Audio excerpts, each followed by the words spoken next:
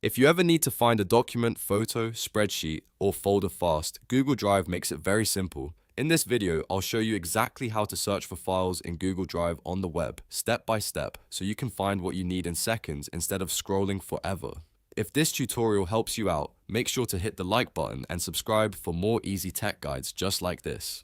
Alright, let's get into it. First, open Google Drive in your web browser. You can do this by going to drive.google.com and signing in with the Google account that has the files you want to search. Once you're inside Google Drive, look at the top of the page. You'll see a search bar there, and that is the main tool you will use to find your files. Now click inside that search bar. This is where you can type the name of the file or folder you're looking for. For example, if you're trying to find a presentation, a PDF, a folder, or even a spreadsheet, just type part of the name or the full name if you remember it.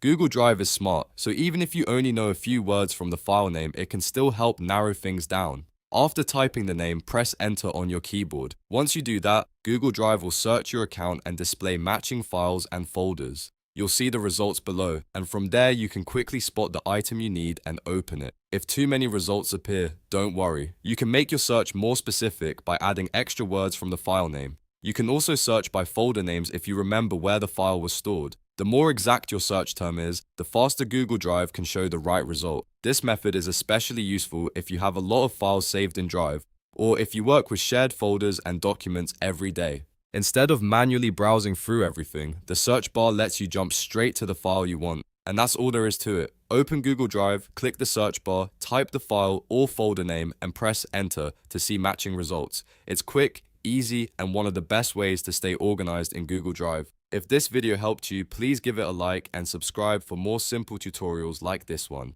Thanks for watching, and I'll see you in the next video.